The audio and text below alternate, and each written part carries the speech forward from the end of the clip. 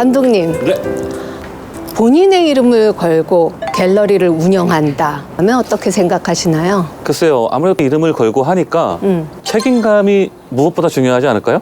그렇죠. 오늘 방문한 갤러리도요. 갤러리 대표님이 본인의 이름을 걸고 40여 년간 국내외 현대미술을 소개해온 곳이에요. 그리고 또 작가 발굴과 더불어 그 작가의 작품을 세상과 관계를 맺도록 그 역할을 충실히 해온 갤러리인데요. 우리가 일반적으로는 상업 갤러리 하면 네. 작품 판매만을 생각을 하잖아요. 그러나 실제로는 작가 발굴이라는 네, 그 매개 역할도 굉장히 그 중요한 역할 중에 하나거든요. 네. 실제로 많은 작가들이 이곳을 거쳐갔다고요. 네. 그래서 그 일환으로 기획전이 준비되어 있고요. 또 기획전만큼이나 주목받는 작가들의 상설전도 준비되어 있어요. 아, 그렇군요. 그럼 네. 1층에서 3층까지 기획전과 상설전 네. 그림으로 꽉 차 있다는 얘긴데요. 두루두루 볼거리가 많을 것 같아요. 자, 그럼 가보시죠. 네.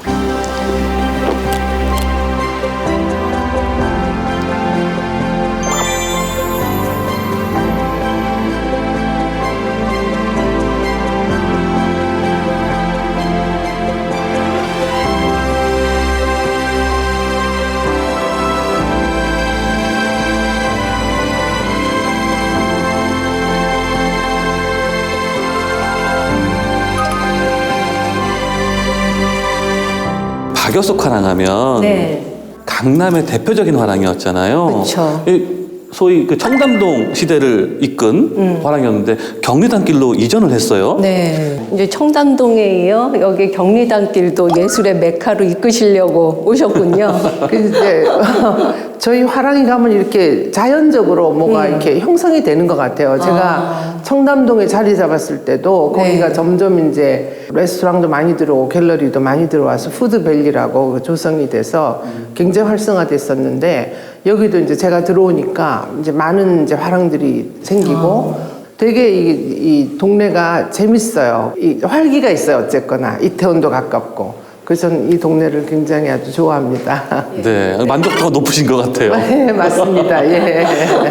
박여숙 갤러리는 기획전 외에도 좋은 소작품들이 많이 있는데요. 네, 대표 네. 작품 좀 소개시켜 주시겠어요? 네, 그래서 제가 이제 제 소장품으로 지금 침묵의 소리라는 전시를 좀 구성을 해봤는데요. 네. 지금 전시한 작가들은 이제 이진우 작품, 또 권대섭 작가, 구본창 선생님, 이승희 작가, 이완 선생님, 정창섭 선생님 이런 수수하다 할까, 덤덤하다 할까 그런 작가를 위주로 제가 모아서 이번 전시를 구성을 해서 좀 오시는 분들한테 좀 한국의 어떤 큰 맛, 구수한 큰 맛 이런 걸 좀 보여드리기 위해서 전시를 기획을 해봤습니다.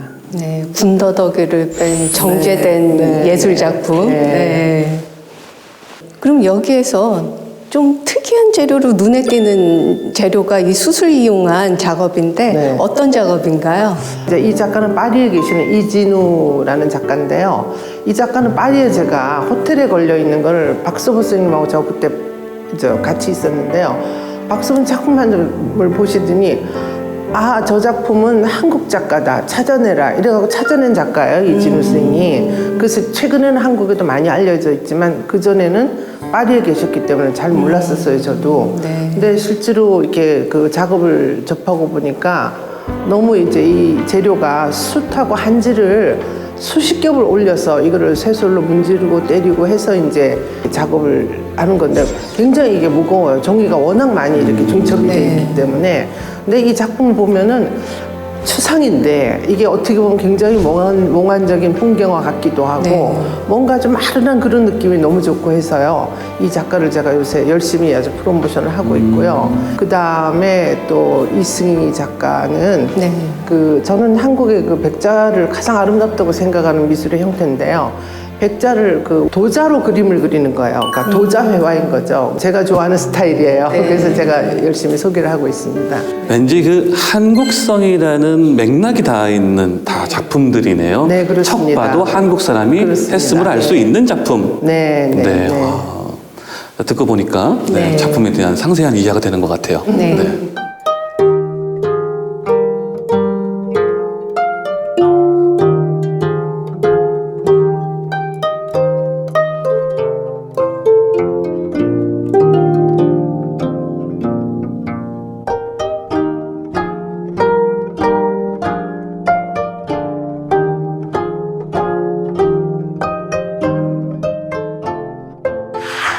그럼 이번 소개될 김성호 작가도 대표님께서 직접 발굴한 작가인데요. 네. 예, 특징적인 것 좀 설명해 주시겠어요? 아, 예. 제가 대구 아트페어를 갔다가 김성호 작품을 보게 됐어요. 네. 근데 그 회화적인 능력이 뛰어나고 해서 제가 이제 그룹전을 했는데 너무 성공적으로 했었고, 또 이제 그 현대화랑에서 개인전을 2번이나 했었고, 했는데 작가가 이제 개인전 할 때마다 뭔가 새로운 변화를 모색을 하는데 굉장히 그걸 좀 고심하는 걸 제가 느끼게 됐어요.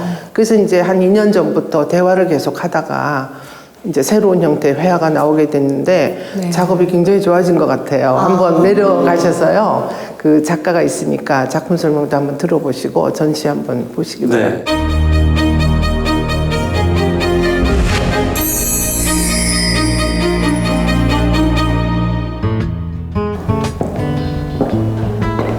와, 되게 크네요. 그래요? 하나의 책장력, 그 받침 역할을 하는. 여기 가상의 책이지만 써놓은 글은 좋아하는 글인지. 엘레강스. 읽을 수 있는 단어들이 또 몇 개 있는데. 실존하는 단어. 인스피레이션. 안녕하세요. 안녕하세요. 작가 김성호입니다. 네. 소개가 참 짧네요. 네. 자, 작가님. 네. 우리가 그 김성호 작가 딱 이러면은 그 책을 그리는 작가. 네. 이렇게 시청자분들도 제일 궁금하실 게 뭐냐면 왜 책을 그리실까? 네, 그거거든요. 네. 말씀 좀 해주시죠. 처음에 책을 그리게 됐던 것들은 제가 이제 대학을 졸업하고 이러면서 어떤 걸 그려야 될까 이제까지 해왔던 것들이 이렇게 되돌아보면서 주변을 이렇게 차근차근 둘러보게 됐었거든요. 둘러보니까 제 주변에 어떤 걸 해야 된다고 설명하고 있는 것들이 제 주변을 둘러싸고 있는 게 되게 특별해 보였어요. 그게 이제 책이었는데 뭐 많아서 둘러싸고 있었던 건 아니지만 그런 것들이 막 둘러싸고 있는 것들이 어떤 압박처럼 느껴지기도 하고 그래서 한번 그려보자. 한번 그리면서 생각해보자 하면서 처음 시작하게 됐었죠. 이 책 같은 경우에는 작가들이 많이 사랑하는 소재예요. 화면을 효율적으로 구성하기에 참 좋은 소재거든요. 근데 다른 작가들과의 변별점이 있다면 무엇이라고 생각하세요? 저 같은 경우에는 굉장히 타워처럼 제목처럼 크게 그리고 끝없이 쌓아가는 그래서 그게 작품의 내용이 되게끔 하는 것들이 그런 차이가 아닐까 생각해요. 조금 또 다른 작가들과 다른 게 있다고 하면은 네. 책갈피가 네. 수직으로 내려오면서 뭔가 네네. 분할을 시켜요. 그리고 네네. 또 보면은 캔버스 밖으로 확장을 꾀한 것도 있고 네네. 의미가 있나요? 네, 그 전에 제가 책을 이렇게 쌓아서 그리던 첫 번째 작업 이후에 네. 그것들과 대응될 수 있는 어떤 이미지들이 뭐가 없을까. 그게 하나의 세계를 표현한 것이긴 한데 그것과 대응되는 다른 것들은 없을까 하는 고민에서 피규어나 이런 것들이 등장하게 됐던 것들이 실제로 제 책장에도 그런 것들이 올라가 있고요. 네. 그리고 물건들이 등장하기도 하고 그런 것들의 연장에서 최근에는 그것들이 이제 캠퍼스라는 화면 안으로 뛰어 들어왔다라는 느낌이 들게 하기 위해서 제가 위에 3층에서 전시를 했지만 튀어나오게 좀 피규어들을 그렸어요.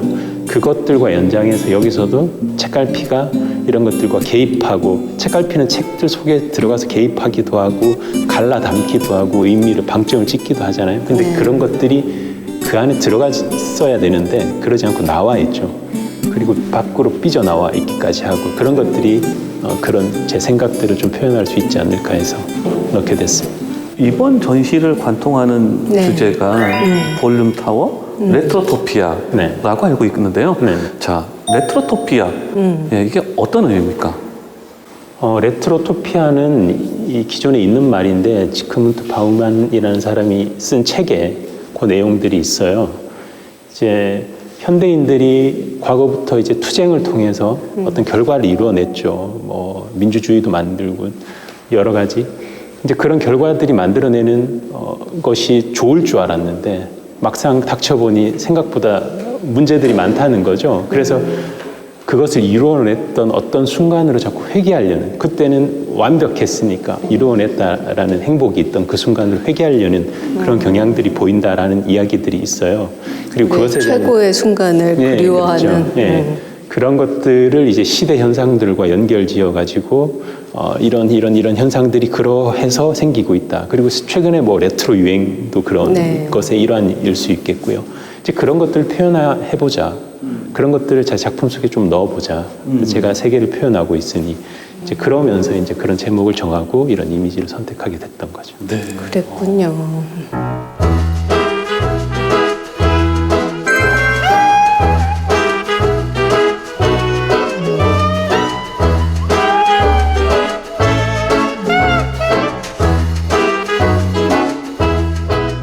하이퍼 리얼리즘 하면은 명암법과 원근법이 있어야 네. 되는데 작가님의 작업에서는 빠졌단 말이죠. 네. 그리고 여기가 다 가상의 공간이고 가상의 책이에요. 네. 그럼 가상의 책을 사용한 이유가 있을까요? 일단 가상의 책을 사용했던 이유는 그 기존에는 제가 그걸 조금 혼재시켰었어요. 네. 그러니까 제일 처음에는 실제 있는 책만 그렸었고 그 다음에는 이제 그것들을 좀 섞기도 하고 글자를 좀 지워내거나 변화시키기도 하고 그렇게 했었는데 그렇게 했던 이유가 항상 이 텍스트들이 되게 고민이었거든요. 그것들이 상징하는 지시성이 워낙 강하다 보니까 근데 이제 거기에 사실적인 책이 들어가게 되면 그게 더 가중이 되는 경향이 있어요. 그걸 알고 있는 사람한테는 그게 특정돼 버리니까. 그래서 그런 것들을 조금 와해시켜 보고자 좀 가상의 책을 좀 많이 등장시키고 내용들도 그렇게 일반적인 내용들 그렇게 표현합니다. 그래서 이 책등도 상하가 혼재돼 있고 그런 연유에서 다 이어지는 네네. 건가요? 그렇죠. 네. 책등이 이제 뒤집어지게 되면 아무래도 텍스트를 글자로 읽기보다는 문의로 먼저 생각하는 경향이 조금 보이고 그걸 되게 의미를 담으시는 분들도 계시더라고요. 뭐 마음에 안 들어서 뒤집어 놨냐. 네, 그런 것들도 사실은 뭐 자유롭게 생각하는 것들이 재밌어서 조형적인 것 안에 그렇게 같이 넣어서 진행했습니다. 그냥 마티스처럼 색감과 문양만으로 표현한다 뭐 그런 의미랑 또 이어지는 건가요? 네. 명암이 조금 더 과거에 비해서 조금 그 표현이 덜해지긴 했어요. 과거에는 틀어지고 움직이고 깊이감을 더 넣고 이렇게 했었는데 지금은 다 평면으로 정면에 배치를 했죠. 그렇게 했을 때 저는 좀 대응되는 게 좀 흥미로운데 항상 뭔가 네. 좀 서로 다른 것들이 아까 뭐 책과 장난감처럼 서로 다른 것들이 부딪히는 게 흥미로운데 조형적인 면에서도 그런 것들이 재밌게 느껴졌어요. 그러니까 매우 평면적인 것하고 그리고 명암법이 같이 혼재됐을 때 그것이 어색하지 않게 보여질 수 있으려면 어떻게 할 것인가 이런 고민들을 좀 했었거든요. 네. 그런 것들이 또 시대성하고도 좀 연결이 되고 왜냐하면 현대하고 과거의 어떤 것들 그다음에 뭐 우리나라의 것들과 서양의 어떤 것들 이런 것들이 대응되는 모습들도 약간 그런 맥락에서 읽을 수 있지 않을까 해서 명암법을 조금 줄여서 표현했습니다. 좀 더 관념 속의 세계로 가기 위한. 그렇죠. 네네. 이 캔버스는 평면이지 않습니까? 네네. 네. 평면 안에 지금 작가님께서 말씀하신 부분들을 녹여내려면 네. 정말 고민 많이 할 것 같아요. 그렇죠. 왜냐하면 어떤 그런 두드러지는 부조 형식도 아니고 네. 가끔씩 뭐 화면 밖으로 튀어나오는 건 있습니다만은 네. 현재와 과거와 그 접점 지점에서 작가가 유동하고 있고 그 다음에 레트로라는 것과 유토피아라는 합성어에서 느껴지는 뭐랄까요 그 개념들도 다 녹여내야 되고 그 다음에 조형미하고 사실 컨버이션 이걸 다 따져서 지금 하나하나를 해야 되거든요. 네. 시간도 많이 걸릴 것 같아요. 네. 네. 생각보다 시간이 많이 걸리더라고요. 과거에 이제 사실적인 그림 그릴 때도 시간이 많이 걸렸지만 이거 하면서 제가 전통적인 그림을 그리시는 분들 되게 존경스러웠는데 이거 하나하나 선을 긋고 그것들이 흐트러짐 없이 해나가야 된다는 것들이 생각보다 굉장히 많은 공이 들고 시간이 많이 들더라고요. 아니 생각만으로도 많이 걸려 보여요 이미. 그래요. 네. 네. 네. 그리고 또 이 세부적인 요소들을 보면 네. 민화에 그런 요소들도 많이 차용돼 있거든요. 네. 뭐 모란이나 석류나 네. 뭐 또 복숭아 그런 것들. 하나하나 딱 뜻이 있잖아요. 뭐 장수, 뭐 그렇죠. 부기, 네. 뭐. 다산. 그렇죠. 근데 그 인간 욕망의 부유물들을 집어넣은 이유가 있나요? 우리가 이 책이라고 하면 좀 이렇게 소위 이제 거대 담론들이죠. 네. 큰 의미 있는 것들만 담게 되는 거예요. 뭐 같은 맥락에서 그것들과 좀 대응되게 그럼 작은 욕망들, 개개인의 소망들 같은 건 어떻게 표현할까? 그리고 이 시대에 또 그런 소위 이제 소확행이라 그러죠. 네. 그런 것들을 이루면서 사실 그 큰 흐름들 속에서 소외되는 사람들이 뭔가 확실한 자기 행복들을 찾아가려는 노력들, 그런 것들을 보여줄 수 있는 방법들이 이런 것들이 있어서 되게 흥미로웠거든요. 그래서 야, 듣고 보니까 미나를 잘 차용하셨네요. 그러게요. 사실 미나의 그 기본 바탕은 그런 거잖아요. 네, 그렇죠. 가장 서민적이면서 네. 또 유구한 역사를 갖고 있지만 네. 이렇게 뭐 선비들이 하던 그런 거하고는 또 다른 결을 갖고 네. 있으니까. 그렇죠.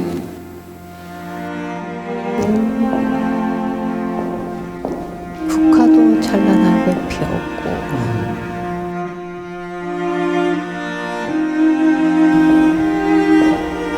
이런 큰 그림도 네.